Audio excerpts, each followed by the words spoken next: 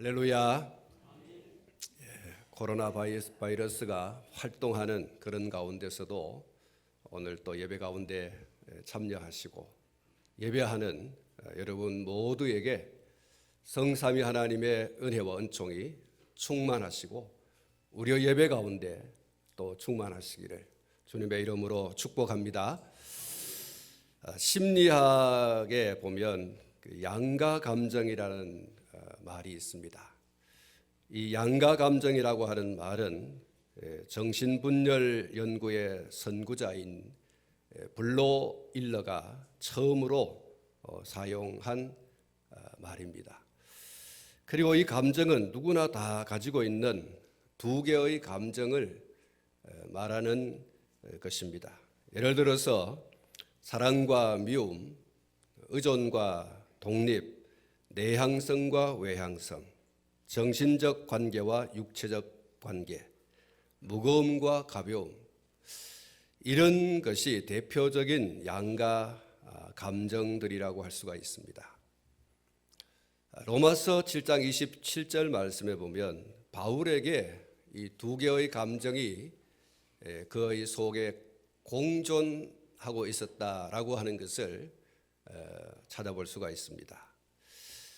로마서 7장 21절 말씀을 보면 이렇게 기록이 되어 있습니다. 그러므로 내가 한 법을 깨달았노니 곧 선을 행하기 원하는 나에게 악이 함께 있는 것이로다. 예수를 믿고 거듭나고 복음을 전하는 전도자로 살아가지만 그 속에 이 두 개의 감정, 선과 악, 선을 행하려고 하는 것과 악을 행하려고 하는 이 두 개의 감정이 속에서 공존하더라. 그래서 다윗이 괴롭다라는 표현을 했습니다. 정말 예수 그리스도의 사람으로 복음 전도자로 하나님의 나라를 소망하면서 살아가는 자로 내 속에 이 악이라고 하는 것이 없었으면 좋겠는데 이것과 함께 선이 이렇게 공존하고 있으니 정말 내가 괴롭도다, 이렇게 고백을 하면서 마지막에는 이렇게 고백합니다. 이김을 주시는 하나님께 감사한다. 할렐루야. 예수 그리스도 안에서 이김을 주시는 하나님께 감사한다. 그래서 늘 하나님을 의지하지 않으면, 하나님을 바라보지 않으면, 하나님의 도우심을 구하지 않으면 이길 수 없는 그런 것을 고백하면서 그럼에도 불구하고 이김을 주시는 하나님께 나는 감사합니다, 이렇게 고백하고 있는 것을 봅니다. 사랑하는 성도 여러분, 이 두 개의 감정, 선을 행하려고 하는 것과 악을 행하려고 하는 것, 크게 대별을 하면 그런 것이 되겠죠. 또 사랑하는 것과 미워하는 것, 이런 두 개의 감정이 누구나 가지고 있는 것이지만 이 두 개의 감정을 그냥 내버려 두어서 충돌을 하게 되어질 때에는 상당한 문제를 일으키게 된다라고 하는 것이 심리학에서 말하는 양가 감정입니다. 극도로 좋아할 수도 있고 극도로 미워할 수도 있습니다.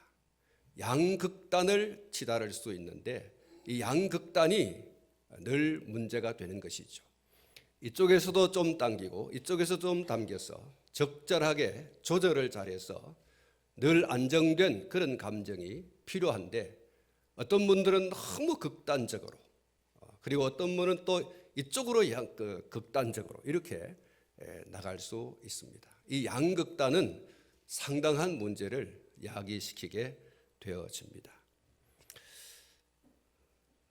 사무엘상 16장 27절 말씀에 보면 다윗이 사울에게 이르러 그 앞에 모셨음에 사울이 그를 크게 사랑하여 자기의 무기 드는 자로 삼고, 이렇게 기록이 되어 있는 것을 볼 수가 있습니다. 사울, 오늘 우리가 살펴보려고 하는 이 사울의 속에 이 양극단이 있음을 우리가 한 절 한 절 통해서 살펴보게 될 텐데, 이 16장 21절에는 다윗이라고 하는 사람을 사랑함에 있어서 크게 사랑했다, 이렇게 표현을 하고 있습니다. 22절 말씀에 보면 또 사울이 이새에게 사람을 보내어 이르되 원하건대 다윗을 내 앞에 모셔서게 하라. 그가 내게 은총을 얻었느니라. 이렇게 말씀을 하고 있습니다. 여기 22절에서 말씀하고 있는 이 은총이 21절에서 말씀하고 있는 크게 사랑했다라고 하는 말과 같은 의미를 가지고 있습니다. 사울은 이렇게 다윗을 사랑했습니다. 정말 극단적으로 사랑했어요. 이 세상의 그 어떤 것들보다도 더 사랑하는 마음이 사울의 속에 다윗을 향하여 있었다라고 하는 것을 16장 21절과 22절 말씀을 통해서 잘 말씀해 주고 있습니다. 평범한 사랑이 아니에요. 아주 극도의 사랑, 크게라고 하는 말을 쓰고 있지 않습니까? 보통 사랑하는 그런 사랑이 아니라 엄청나게 다윗이 감당할 수 없을 정도로 그렇게 사랑했다는 거예요.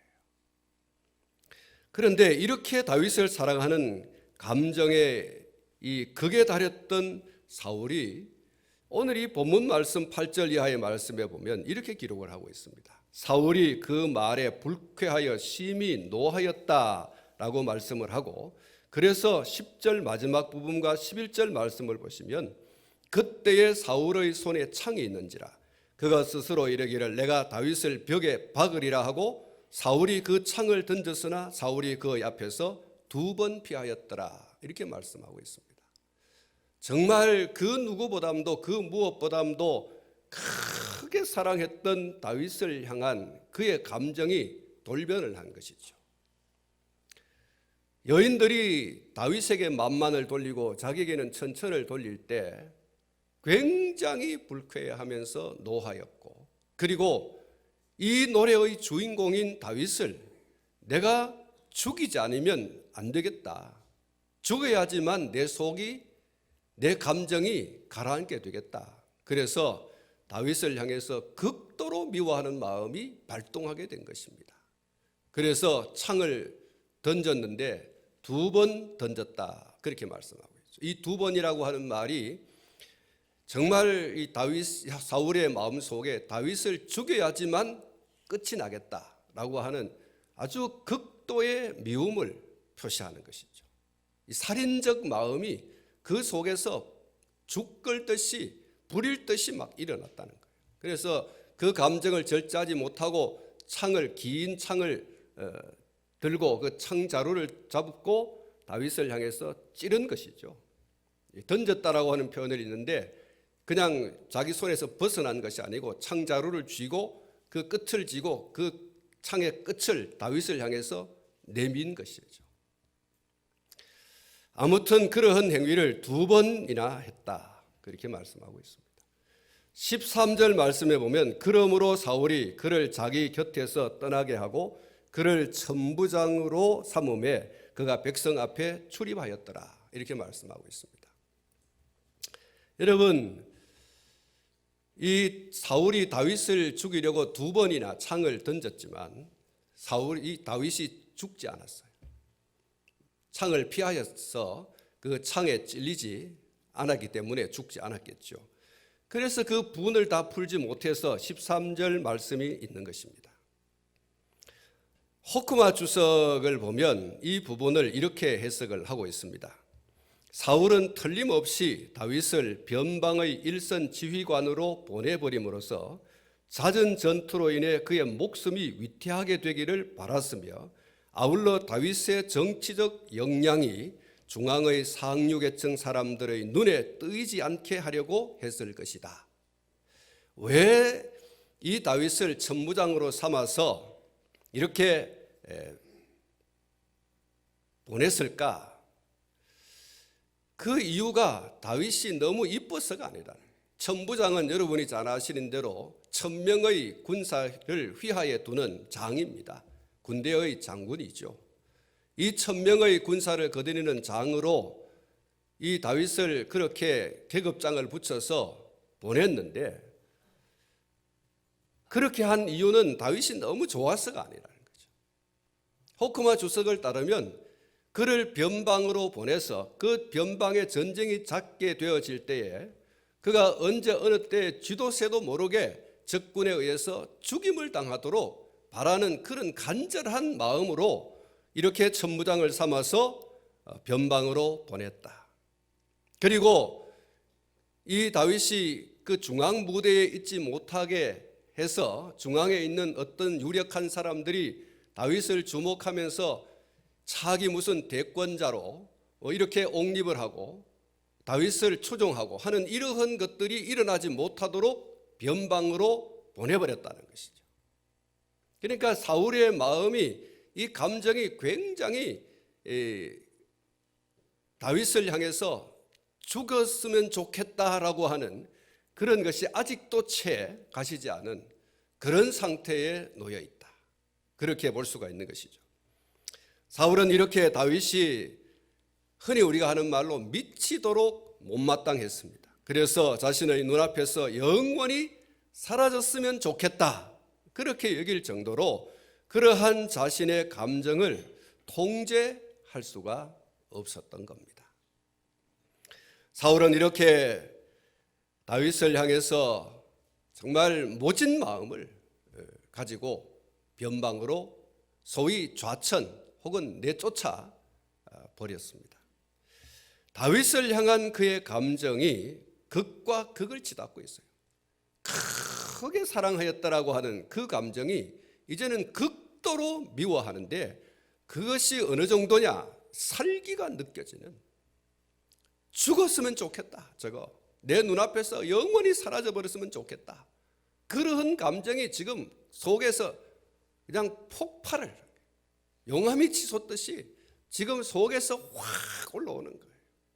그래서 중앙 무대에서, 정치 무대에서 쫓아내고 변방으로 보내서 거기서 쥐도 새도 모르게 적군에 의해서 죽임을 당하도록 하는 이런 조처를 취하게 되었습니다.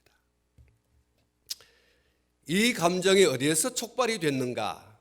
오늘 이 본문 말씀 가운데 보면 전쟁에서 돌아오는 이 사울왕을 환영하기 위해서 나간 여인들의 노래가 바로 그 단초를 제공했다, 이렇게 기록을 하고 있는데, 6절과 7절 말씀을 보면 이렇게 기록이 되어 있습니다.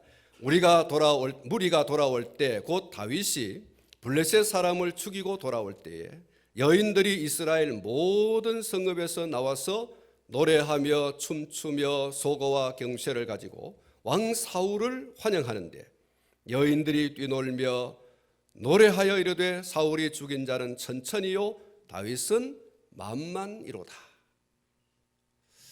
사랑하는 성도 여러분, 여인들의 이 노랫말은 사실입니다. 블레셋의 장수, 싸움을 도두는 자 골리앗이 그렇게 심한 말로 하나님과 하나님의 백성들을 모욕할 때에 누가 의분을 가졌습니까? 사울과 그 휘하에 있는 어떤 장수도, 어떤 군인도 의분을 가진 자가 없었어요. 아니, 저 할례받지 못한 족속이 하나님을 모독하다니, 하나님의 거룩한 백성인 우리를 이렇게 모독하다니 하고서 의분을 일으키는, 거룩한 분노를 일으키는 자가 누가 있었습니까? 아무도 없었어요.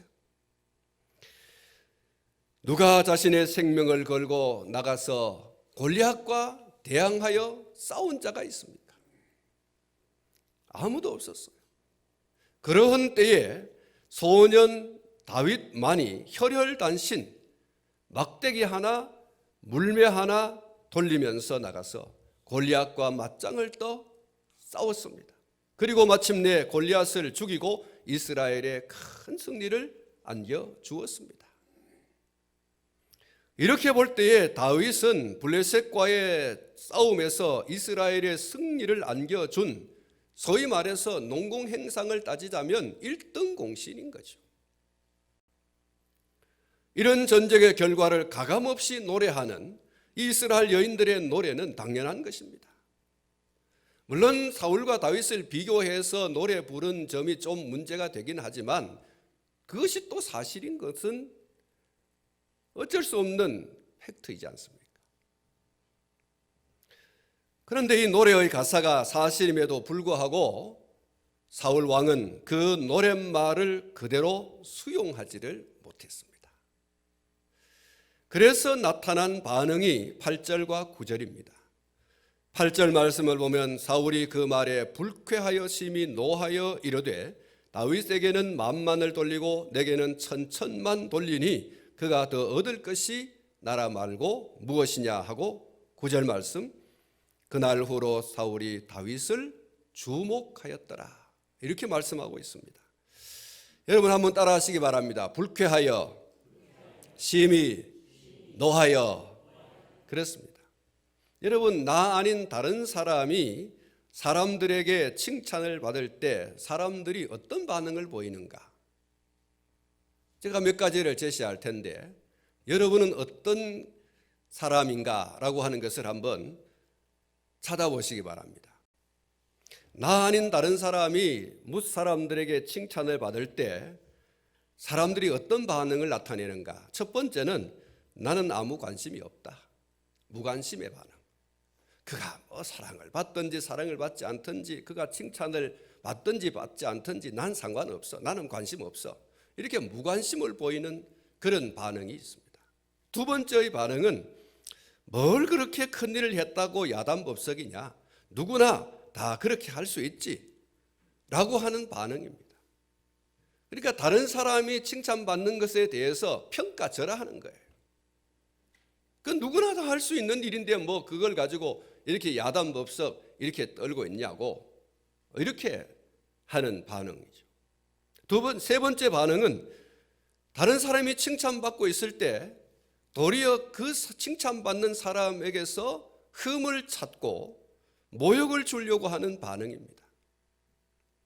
다른 사람이 그 사람이 한 일에 대해서 너무 이렇게 막 칭찬을 하고 그 사람이 하는 일을 정말로 높여주고 싶은데 또 그렇게 또 하고 있는데 정작 나는 그 사람에 대해서 흠을 얘기하고 그 사람에 대해서 티를 얘기하고 그 사람의 들보를 얘기하는 이런 반응을 보인다는 거예요. 네 번째 반응은 사울 왕이 보인 반응과 같이 불쾌해하면서 노를 바라는 반응을 보이면서 적극적으로 없어졌으면 좋겠다. 그러니까 살기를 도는 거죠. 저것만 없으면 내가 사람들에게 좀 드러나서 사람들이 나를 주목할 텐데, 그런 반응을 보이는 거죠. 아주 불쾌해합니다. 나와 아무런 상관이 없다고 할 수도 있는데 괜히 다른 사람이 칭찬받는 것을 보면 내가 불쾌해하고 또 노를 하고, 그래서 살기를 나타내는, 결국 이 반응을 요약하면 시기하는 반응, 질투하는 반응이에요. 다른 사람이 칭찬받는 것을 용납을 못해. 자기가 주목받아야 되는데 다른 사람이 주목받고 있으니 시기가 일어나고 질투가 일어나고 미움이 일어나고 그리고 죽이려고 하는 것이죠. 다섯 번째 반응은 다른 사람이 칭찬을 받을 때 누군가가 칭찬해 주면 맞장구를 치는 거예요. 그래 그 사람 정말 칭찬받아 마땅해. 그 사람에게 상을 줘야 돼. 그러면서 함께 마음을 같이 하여서 칭찬받는 그 사람을 더 높여주는 그런 사람이, 그런 반응을 보이는 사람이 있습니다. 여러분은 어떤 유형입니까? 제가 말씀을 드린 이런 유형의 사람들 가운데서 여러분이 나타내는 반응이 어떤 것입니까? 다른 사람이 칭찬을 받을 때, 다른 사람이 잘 될 때 그 칭찬받는 것과 잘 되는 것을 보고서 여러분은 어떤 반응을 보이냐는 거예요. 여러분의 가까이에 지내는 누군가가 칭찬을 받는 일을 해서 칭찬을 받게 되면 칭찬을 받아서 마땅하다 그러면서 마지막에 나타내는 그 반응, 맞장구를 쳐주고 또 그 사람의 좋은 점을 더 이야기하고 그 사람이 다른 사람들에게 더 높임을 받고 주목을 받을 수 있도록 그렇게 해주는 그런 성도가 되기를 축복합니다. 박수를 보내주고요, 칭찬을 받게 된 것을 진심 어린 마음으로 마음껏 그렇게 축하를 해줘야 됩니다. 사랑하는 성도 여러분, 우리가 이렇게 해야 할 이유가 있어요. 그 이유가 여러 가지 있을 수 있겠습니다만은 오늘 이 본문과 관련해서 그렇게 하지 않을 경우에 영적으로 상당한 문제가 야기된다라고 하는 그런 문제가 있어요. 이 상당한 문제라고 하는 것이 바로 악한 영이 마음속으로 들어오는 문을 열어주는 것과 같은 무서운 결과를 초래한다는 거예요. 다른 사람이 칭찬을 받고 사람들에게 주목을 받을 때 박수를 쳐주고 함께 맞장구를 쳐주면서 칭찬을 해주고 높여주고 하는, 그렇게 하지 않는 다른 반응을 보일 때, 다시 말해서 사울이 가졌던 이 불쾌하고 그리고 미워하는, 분노하는, 그리고 살기가 어리는 그러한 반응을 보일 때 그게 뭐냐? 악한 영이 자기 속으로 들어오는 문을 열어주는 그런 결과를 초래한다는 거예요. 여러분 10절 상반절 말씀을 보시면 이런 말씀이 있습니다. 그 이튿날 하나님께서 부리시는 악령이 사울에게 힘있게 내리매, 이렇게 말씀하고 있어요. 여러분 그 이튿날이라고 하는 그 이튿날 이전에 뭐가 있었어요? 다윗이 여인들에 의해서 높임을 받고 주목을 받고 하는 그러한 상황 속에서 사울이 불쾌하고 분노하고 하는 그런 감정을 잠재우지 못하고 있는 그 상황 가운데서 이틀이 지났어요. 그 이튿날 무슨 일이 벌어졌는가? 하나님께서 부리시는 악령이 사울에게 힘있게 내렸다, 이렇게 말합니다. 이 구절을 호크마 주석에서 이렇게 해석을 하고 있습니다.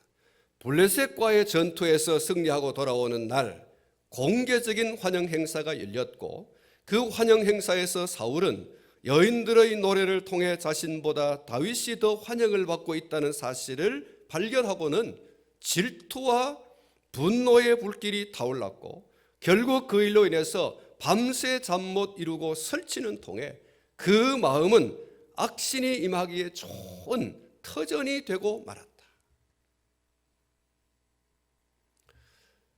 사랑하는 성도 여러분, 다른 사람이 칭찬받을 때 내가 불쾌해하고 분노해하는 그 감정을 통제하지 않으면 아주 위험한 일이 일어난다.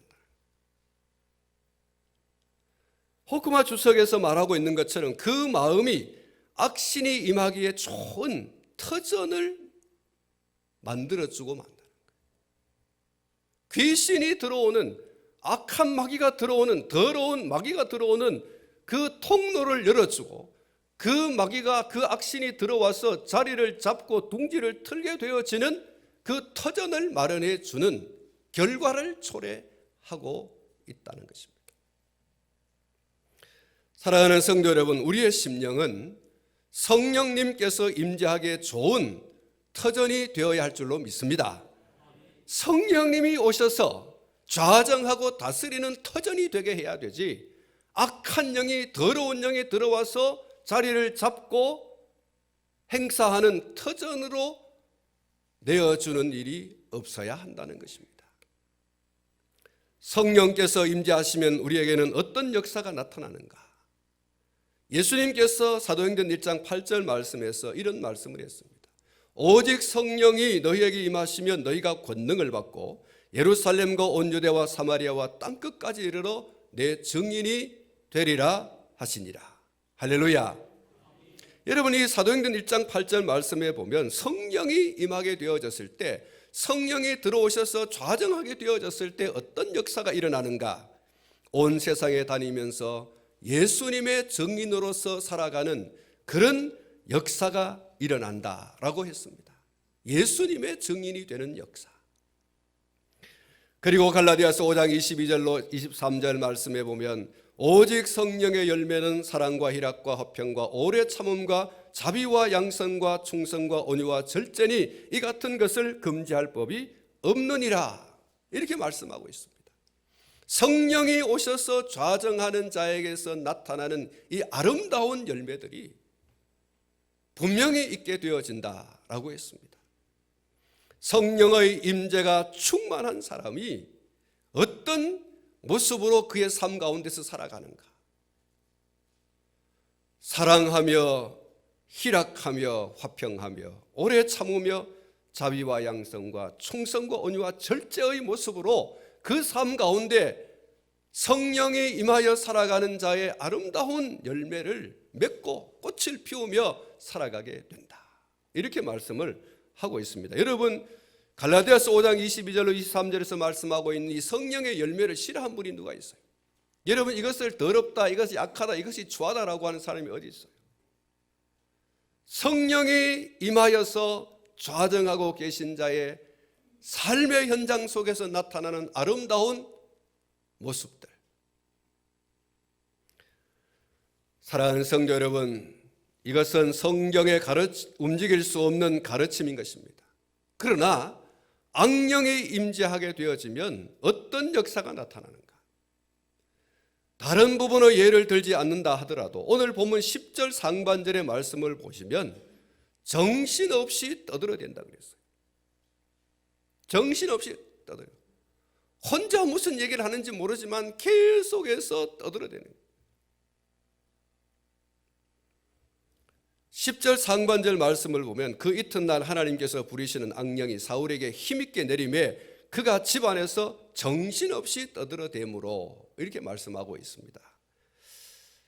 호크마 주석을 보면 이렇게 이 부분을 해석하고 있는데, 그가 집안에서 정신없이 떠들어대므로 라는 이 부분을, 이런 현상은 소위 황홀경의 상태에서 탈인격적 행위로서 무슨 의미인지도 모르는 채 마치 미친 자처럼 마구 말을 내뱉는 헛소리 또는 짓거림을 가리킨다, 이렇게 말했어요.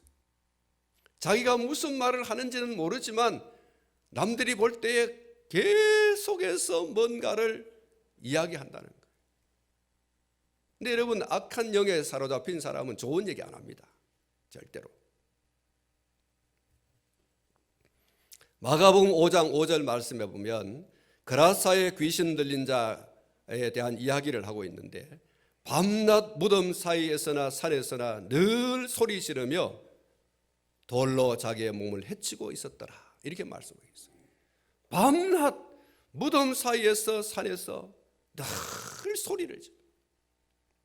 무슨 소리를 질렀는지 모르지만 고래고래 고함을 지르고 사람들이 막 두려워서 그 길로 갈 수가 없을 정도로 그렇게 한 모습들을 기록하고 있습니다.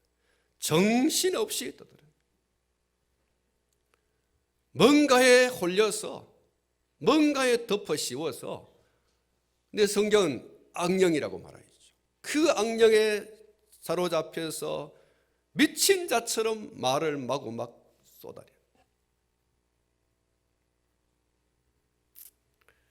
그리고 두 번째, 무고히 사람을 해코지하려고 한다, 이렇게 말하고 있어요.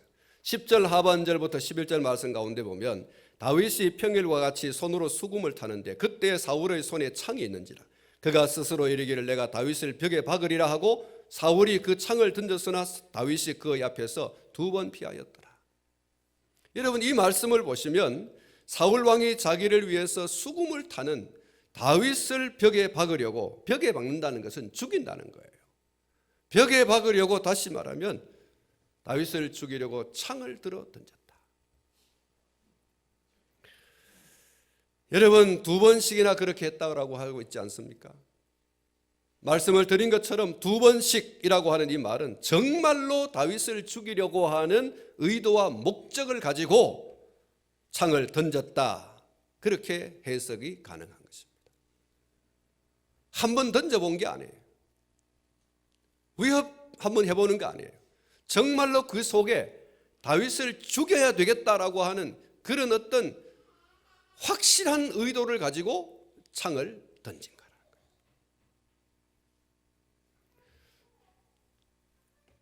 다윗은 사울 왕에게 어떤 위해를 하거나 위해를 할 의도와 목적으로 아무런 은사를 한 적이 없어요.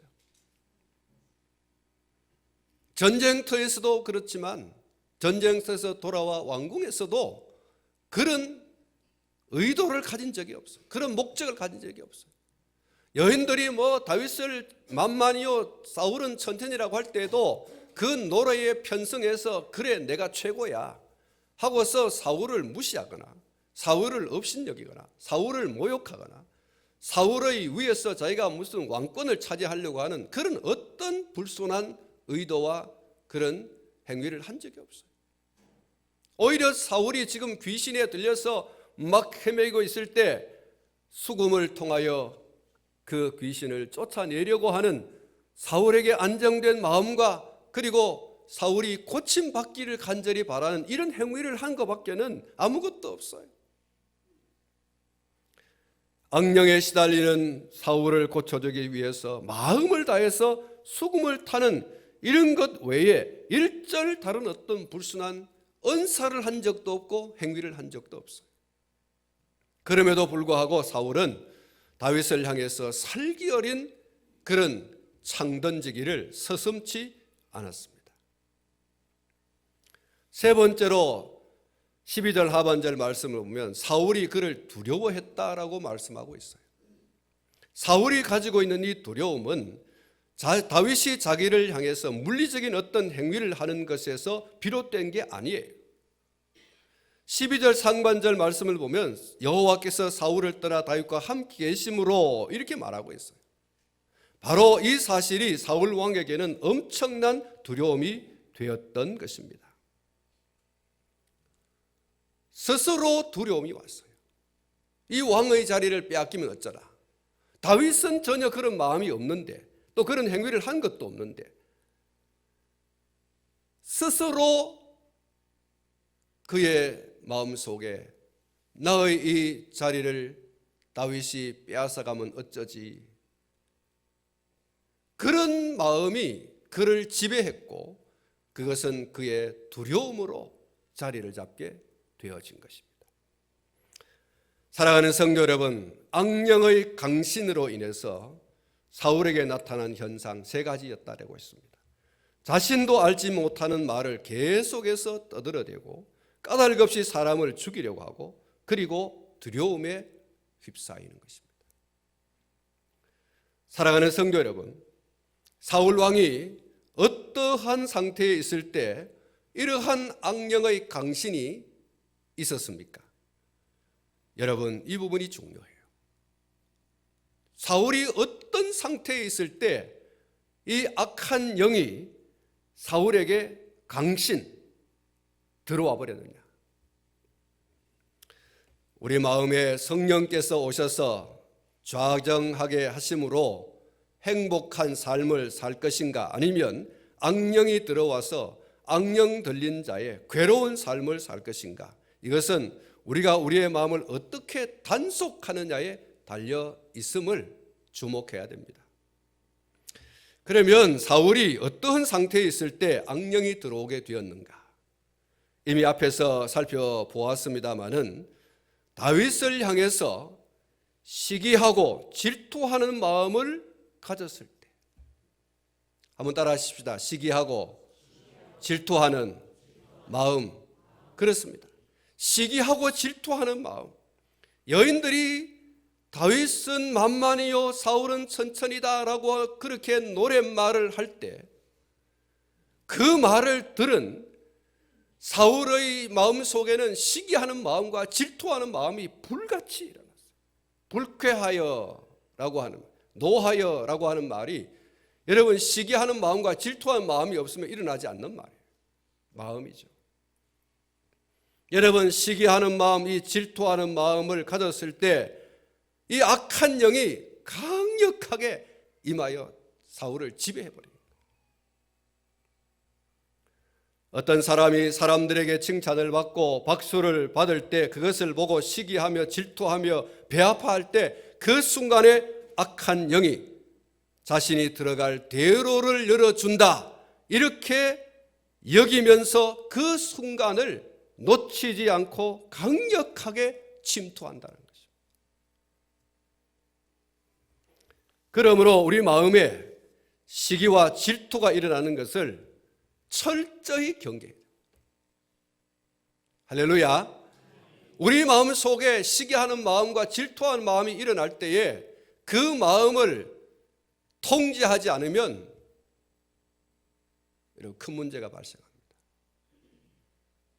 악한 영이 들어온다는 거예요. 여러분 성경이 우리에게 말하고 있지 않습니까? 악한 마귀가 삼킬 자를 두루 찾아다닌다고 그랬어요. 두루 찾아다닌다. 줄인 자와 같이 배를 움켜쥐고서 삼킬 자를 찾아 두루 다니는 그 악한 마귀의 그 타켓에 정조준이 되는, 내가 저의 집에 들어가 주인 노릇하라고 지금 대로를 열어주는구나 하고서 악한 마귀가 옳거니 하고 들어오는 통로, 그게 시기하는 마음과 질투하는 마음이라고 했어요.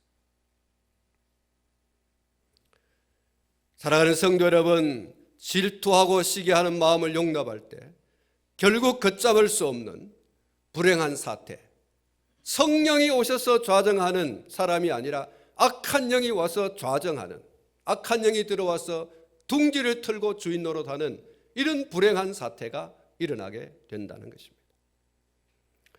사랑하는 성도 여러분, 여러분 주변에 누군가가 사람들로부터 칭찬을 받고 박수를 받고 있을 때 여러분 같이 칭찬해주고 같이 박수를 쳐주시기를 축복합니다. 그게 성령이 거할 수 있는 대로를 여는 거예요. 설사 그가 나의 어깨 위에 올라서는 일이 있다고 하더라도 시기하거나 질투하지 말고 기꺼이 칭찬하고 박수를 쳐줘야 됩니다. 나보다 더 높은 자리에 가고 나보다 더 잘되고 사람들에게 주목을 받고 그렇게 하는 일이 일어난다 할지라도 절대로 그까짓 거 뭐 누구나 다 할 수 있는 거 이러면서 말을 내뱉고, 동시에 그 사람 그런 사람 아니야, 본래는 그 사람 아주 나쁜 사람이야, 그 사람 아주 악해, 그 사람 뭐 이런저런 아주 좋지 못한 일이 있어 하고서 그 사람의 흠을 자꾸 드러내고 사람들의 귀를 도적질하고 마음을 도적질하는, 여러분 이게 시기하는 마음이고 질투하는 마음 아니겠습니까? 여러분 그거는 악한 영이 내 심령에 들어와 주인 노릇하라고 하는 것과 똑같은 것이다. 그가 나의 어깨 위에 올라서는 일이 있다 할지라도, 그가 나보다 다른 사람들에게 더 주목받는 일이 있다고 하더라도 시기하거나 질투하지 말고 기꺼이 칭찬해주고 박수를 쳐줄 수 있기를 축복합니다. 여러분 그것이 내 심령에 성령의 임재의 길을 열어드리고 틀을 잡게 하는 여러분 길이라고 하는 사실을 기억하십시오.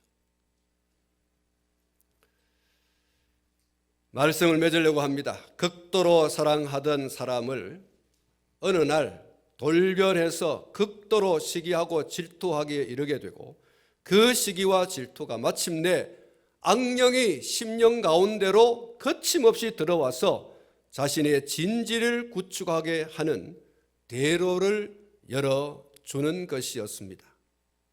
그래서 악령의 활동으로 인해서 탈인격적인 행위인 자신도 알 수 없는 헛소리를 짓거리게 되고, 까닭없이 사람을 죽이려고 하는, 실제로 또 죽이는 그런 행위를 하게 되고 공연히 두려움에 쌓이게 되었습니다. 이게 사울이 우리에게 보여주고 있는 행태인 것이죠. 사랑하는 성도 여러분, 시기하고 질투하는 마음을 절대 용납하지 않기를 축복합니다. 용납하면 안 됩니다. 시기한 마음이 일어나고 질투하는 마음이 일어날 때 바울이 말했던 것처럼 예수 그리스도 안에서 이김을 주시는 하나님께 감사한다라고 하는 것은 바울이 철저히 하나님을 의지했다는 거 아니겠습니까? 예수 그리스도를 통하여서 하나님께 나아가 하나님이여 내 속에 원치 않은 바 악이 도사리고 악이 일어나고 있으니 다스려 주십시오. 예수의 보혈로 이것을 씻어 주십시오. 얼마나 절박한 씨름을 했겠습니까? 얼마나 피 흘리는 영적 전투를 치렀겠습니까? 하나님이 이기게 해주시더라. 할렐루야. 하나님이여 내 속에 시기하는 마음, 질투하는 마음 일어나고 있습니다. 이것이 악한 영이 들어오는 대로를 여는 것인데 하나님이여 내 속에 시기하는 마음을 제하여 주시고 내 속에 질투하는 마음을 제하여 주십시오. 제가 나의 어깨 위에 올라서고 제가 나보다 다른 사람들에게 더 주목을 받는 일이 있다 할지라도 주여 내가 절대로 시기하는 마음, 질투하는 마음을 가지지 않게 해주십시오. 불쾌해하는 마음, 분노하는 마음을 하나님이여 내 속에서 제하여 주십시오. 할렐루야. 여러분, 그래야 악한 영이 거들떠보지 않습니다. 그래야 성령님이 내 속에 들어와 성령님께서 맺게 하시는 아름다운 열매를 맺고 예수의 증인으로 살아가는 주인공이 될 줄로 믿습니다. 사랑하는 성도 여러분, 우리가 더 적극적으로 성령의 임재와 능력으로 충만하게 되기를 여러분 기도하셔야 됩니다. 성령이 거하실 때, 그 능력이 내 속에서 역사하실 때 시기할 마음과 불쾌하고 분노하고 질투하는 이런 마음이 자리 잡을 수 있도록 절대로 역사하지 않습니다. 밀어내시죠. 시기하는 마음과 질투하는 마음이 일어나게 될 때 성령께서 그 질투와 시기의 마음을 밀어내시고 내 속에 기쁨과 즐거움과 감사의 마음이 일어나고 칭찬하고 축복하는 이런 마음이 불같이 일어나게 될 줄로 믿습니다. 성령님은 사모하고 구하는 자에게 오십니다. 오늘 또 성령의 강력한 임재와 능력의 충만을 간구하고 그 임재와 능력으로 충만한 성도가 되셔서 성령이 맺게 하시는 열매를 맺을지언정 사울처럼 시기의 질투의 마음을 활짝 열어서 악한 영이 들어와 좌정하도록, 그래서 악한 영이 그의 주인되어 까닭 없이 사람을 죽이려 하고 두려워하고 그리고 헛소리하고, 이런 사울의 모습이 아니라 성령 충만한 자의 모습으로 오늘 저와 여러분들이 든든하게 세워져 가기를 주님의 이름으로 축복합니다. 축복합니다. 기도하겠습니다. 하나님 아버지,